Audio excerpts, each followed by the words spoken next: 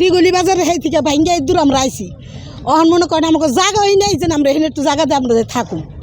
অহন ওই যে ঘরটা ভাঙতে পারতাছি না টাকা বাগর। এই যে সেদিনকার রাত্রে মনে করেন এই যে তুফানে এই যে ডেজার এই যে কেমনি উঠে ঠিক গেছে ওই ঘরের ভিতরে পোলা পান লয়ে তো রয়েছি। ওই রুটা মনে করেন আসিল না, সারাটা রাত জাগনা বয়ে রয়েছি, এক ফোঁটা বিছনা গাও দেই নাকি। তাই অহন এই যে টাকা বাগর ঘরটা ভাঙতে পারতাছি না, পানি পরে ঘর দিয়ে পানি পরে ঘরে কাঠ নাই কুট নাই কিচ্ছু নাই কে অহন আমার। আর এখন যে ঘর নিয়ে যে আমি যে কই নিয়ে একটু ঘরটা তুলুম সেইটাও আমার নাইকা করেন। অনেক কষ্ট, এইগুলা বলা যায় না। এখন যদি এই জায়গায় বা বস্তা ফেলাইতেছে থাকতেছে না, এখন যদি হেরা শুনতেছি পাথর ফেলাইবো, পাথর যদি ফেলাইতো কাজ ধরতো, আমরা আশা করি থাকতে পারতাম।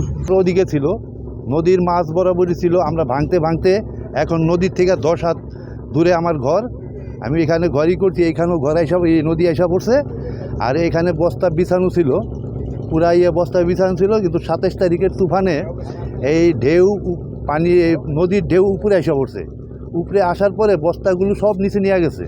এখানে অনেক ভাঙ্গন, এখানে অনেক ঘর দুয়ার ক্ষতিগ্রস্ত হয়েছে, অনেক ঘর দুয়ার নদীতে নিয়ে গেছে ভাঙ্গা। এই যে ঢেউয়ের ভাঙ্গায় সব কমসে কম 20-25টা ঘরে আমাদের এই লাইনে এই নদীতে নিয়ে গেছে। আমার ঘর ভাঙ্গা ফেলে গেছে, আমি টেকালে ভাঙতে পারি না।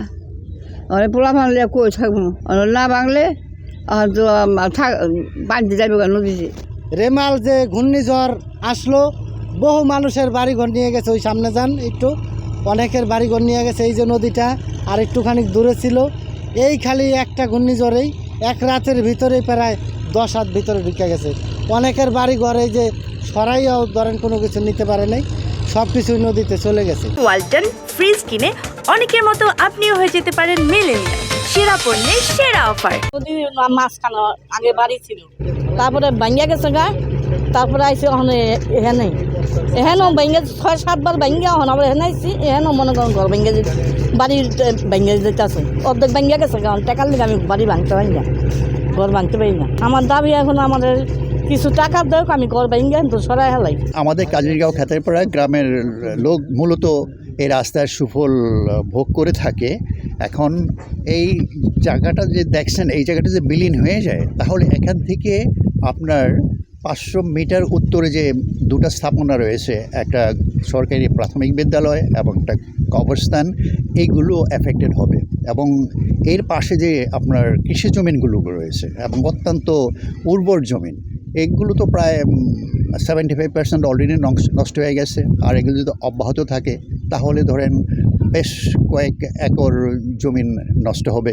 এবং এই ভাঙন যদি অব্যাহত থাকে তাহলে যেটা আগে বলতেছিলাম, এই গ্রামটা বিলীন হয়ে যেতে পারে। যে আমরা টেন্টেটিভ আমরা প্রায় 3 কোটি টাকার মতো কাজ হাতে নিয়েছি, এখানে জিও ব্যাগ দিয়ে এই ভাঙনগুলো রক্ষা করব। আমাদের মালামাল আসতেছে এখানে। প্রথম দিন যেভাবে ছিল যে নদীতে ওয়েব ছিল, ওরা কাজ করতে পারেনি। এখন আমাদের জিও টিউব এবং জিও ব্যাগের কিছুটা সংকট রয়েছে। অলরেডি আমাদের জিও ব্যাগ সাইটে চলে আসছে এবং জিও টিউব আজকে আসবে। আপনারা আর 2-1 দিনের মধ্যে ফুল সুইংয়ে বাস্তবে দৃশ্যমান কাজ দেখতে পারবেন।